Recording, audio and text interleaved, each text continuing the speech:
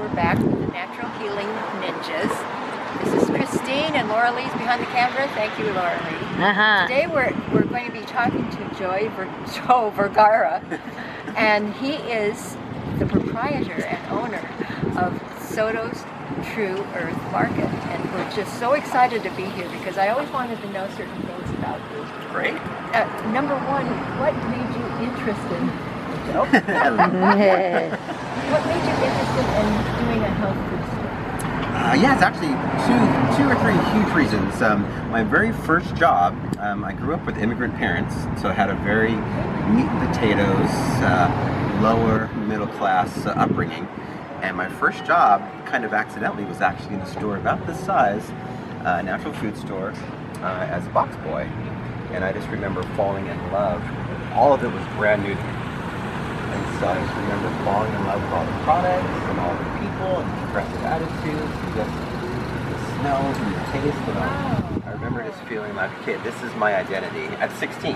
Wow. And so since then I've always chosen jobs in the natural foods industry. But when this opportunity came up, it just felt like a perfect full circle to take on. Plus, in the aftermath of the centrally grown fiasco. Yes, the centrally grown. That's a whole nother world. Yes. I mean, that was an amazing vision that Dave had, and yeah. He certainly put a lot of money and artistry behind it. But he was challenging to work for, and so a lot of people, I think a good 6 or 8 people, came out of that fire, that crash, yes. And said, you know what, let's open our own business. Because he had a natural foods market, he had a natural foods deli, he had a natural foods restaurant. Yes. And just didn't work. So we figured, well, I think we can do it. And you did And we did it. I think you're overdoing it now. Not overdoing it, but doing it to such a great extent because everybody loves this place. Everybody loves your place. Thank you. There's so many of us that come here almost daily. We appreciate that. And that was really the other goal that Jolene and I had, was not just to create a natural foods market, but to create a community market, like a community meeting place. Yes. And that is probably the most rewarding. It's like when we see people laughing and crying and chatting for 30 minutes and just kind of getting excited about. It's a community store. Yeah, exactly. It's a community store. And I just love it. What brought you to this point? Because I know you were in juicing before. Yes. And how did that go for you? Did you enjoy that one? That career? Yes, it seems surreal. It seems like a whole different person did that, but basically right out of college. I mean, like I said, I'd always been attracted to natural foods jobs. Right. So during my college years down at Cal Poly, I gravitated towards working and managing juice bars. And so I was managing a place called Blazing Blenders down on Broad Street in San Luis, and loved it, and basically managed it for 2 years and struck up some good relationships with customers. Yeah. And one customer in particular, his name was Kurt, one day said, I think we can do... Well, I wasn't the owner, I was the manager. I think we could do something better. Are you interested? And so we went to dinner and laid out a plan, and literally 3 months later we were open with the original Juice Club. Was it Java? Well, it started as Juice Club down in Foothill and Choro. Yeah. And then we opened one store, went well, decided that we wanted to start franchising, and so we had other people open additional locations, and by the time the third franchise location opened up in Palo Alto, we had venture capitalists saying, you guys are going to be the next Starbucks. I think you should really? I think we should invest in you, and you guys will be the next Starbucks. And so we sold a third of the company for $3 million back in '94. Whoa! And in general, they let us do whatever we wanted, but they had one strong suggestion. Well, 2 strong suggestions. You need to relocate out of San Luis Obispo. It's too small to be great. At the time, we believed them. I don't believe that now. Yeah. We could have been whoever we wanted out of San Luis Obispo. But they thought we needed to be closer to airports and distribution and talent pool. And so they strongly suggested we move to San Francisco. So we moved the company up to San Francisco.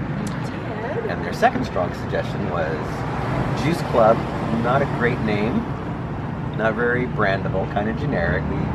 really think that you should change your name. And after $100,000 of naming experts, we came up with the name Jamba Juice. And so that began kind of a wild adventure for the next 17 years. I worked for Jamba Juice. I left in 2007 and we had about 700, 800 locations. So is it still in existence? Yeah. I mean, we didn't turn out to be the next Starbucks in terms of thousands of locations, tens of thousands, but yeah, there's still a good 700, 800 nationwide. Really? Yeah. Really? But you sold your part out? Yes, I decided to cash out. Yeah. And after that, I took 7 years off just to be a stay-at-home dad and garden and sleep in and do fun Good for stuff you. like I that. didn't know this. Yeah. That's awesome. So yeah, after 17 years of like really long, stressful weeks, trying to build a national chain, Sure. I just was burnt out. Yep.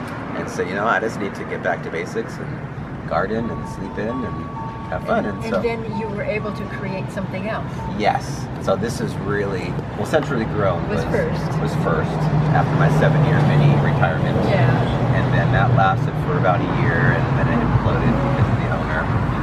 And that's when we started that's when we decided to I take think over. the implosions are good sometimes. Sometimes. Because yeah. that creates something else out of that.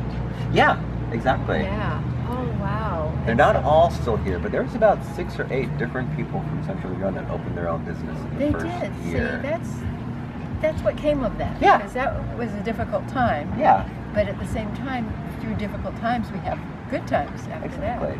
And this is great. I mean, this store, everybody talks about it. Oh. How long have you been in business here? February will be our 9th year. 9? 9 years. Really? I know, crazy, Oh yeah. my gosh, I'm amazed. And the cool thing is like the actual Soto's family, kids and grandkids, Yeah. were actively involved until the early 1990s, like from 1917 until 1990. So That's the story. what is that, 80, almost 75 years Yeah. of Soto's running it. And then ever since then, it's been like every 3 or 4 years of kind of outsiders trying to make it work, and it hasn't didn't, worked. yeah. There's like 6 owners between the 90s and 2000. Maybe that's Joe's part. That's right. Joe's part. Well, you brought it here, and it's not only wonderful health food, it's healthy food.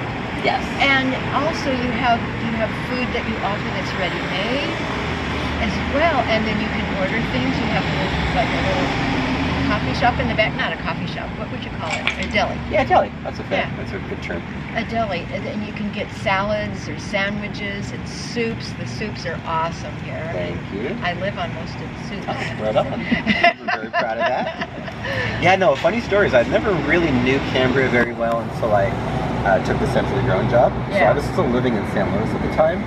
And so I can remember my first or second day at Centrally Grown. We weren't even open yet. We were still in planning stages. And taking my lunch break and like not knowing where to go. But not really being able to find anything like this. Yeah. Where I could pop in and get a quick kombucha or an organic sandwich. Absolutely. And so I distinctly remember thinking, man, that's kind of rough here in town. Really healthy options. Yeah, exactly. And we were looking for something like this for so long. Thank you. All right. We had a small little one at the other end of the street that didn't have much, and it wasn't really a grocery store. It was soups and some things. This has a great array of everything: frozen foods, fresh vegetables, organic That's vegetables. we're really proud of that. Yes. And you do have supplements and great things that you can. Oh no, I can get that supplement there. That's wonderful. And protein drinks and dairy and everything. And even we were looking for like organic lotions and things like that. And that's here as well. Yeah. So you have everything here that you need. And that was intentional. We really wanted to be a place where Cambrians could do a full shop. not just like little All food except for store. toilet paper. Okay. We do have toilet paper, but You do? yeah, you didn't know that? I didn't know. Oh, yes. Oh. You have to look at that aisle. There you go. Middle aisle, right side. Okay. He knows. Well, He knows. hello. Good looking. Oh, mister. Watch out, legend in the house. Legend on the sidewalk. Yeehaw. Mr. Aaron from Lynn's restaurant. Oh, okay. That's funny. So I have one question for you that people ask about health food stores. Oh, I love it. That they always say it's too expensive. And I don't believe that, because health is wealth. And so you're investing in your health instead of you're paying the grocer instead of the doctor, is what people say. Yes. There's a reason, because high quality food takes more effort to get it from farm to table, etc. Right. Yeah, a combination of lots of things. There's more handling. Like, if you've ever been to Trader Joe's, for example, they sell produce, but almost all of it or a lot of it is like prepackaged in cellophane. It's from everywhere. And it's from everywhere. You don't know where it's from. Yeah, right. Mexico, mostly. Yeah, a lot of Mexico stuff. So that's just one little example of, instead of touching each bell pepper and clipping off the top, what they're doing is just unpacking a cellophane wrapped, big bell peppers. I have to say that I'm there and I've watched you clip and make all the wonderful adjustments to the produce that goes in there. Yes, thank you for noticing. Everything looks beautiful there. Thank you.